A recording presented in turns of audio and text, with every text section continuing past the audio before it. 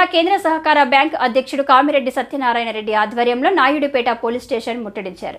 గురువారం అర్ధరాత్రి సమయంలో పెళ్లకూరు మండలం మోదుగులపాలెం వద్ద సూళ్లూరుపేట వైసీపీ నేతలు కలత్తూరు శేఖర్ రెడ్డి మరికొంతమంది దళితులపై దాడి చేసి దౌర్జన్యం చేసి కులం పేరుతో దూషించారని పెళ్లకూరు పోలీస్ స్టేషన్లో ఫిర్యాదు చేశారు. దాడి చేసిన వారిని వెంటనే అరెస్ట్ చేయాలని కేంద్ర సహకార బ్యాంక్ అధ్యక్షుడు కామిరెడ్డి సత్యనారాయణ రెడ్డి ఆధ్వర్యంలో వైసీపీ నేతలు, కార్యకర్తలు, దళితులు నాయుడుపేట పోలీస్ స్టేషన్ వద్ద రాస్తారోకో నిర్వహించారు.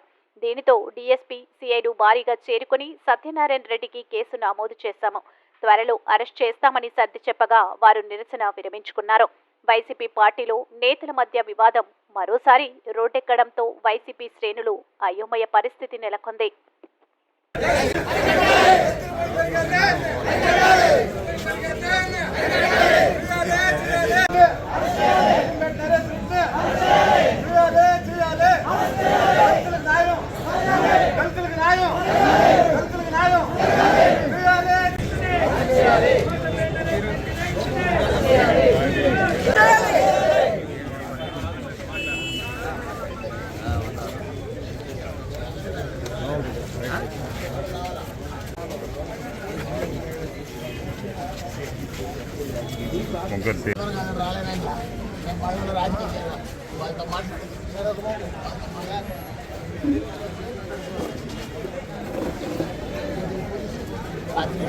తప్పు చేసాం, పెద్ద పెద్ద పోయిన వాళ్ళు మీకు ఇచ్చేసి తప్పు చేసాం, చెల్ల పట్టు చేసాం.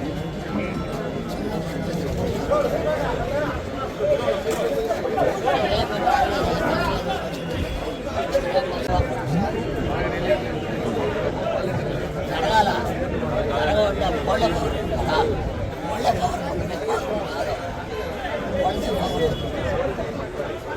ఆయన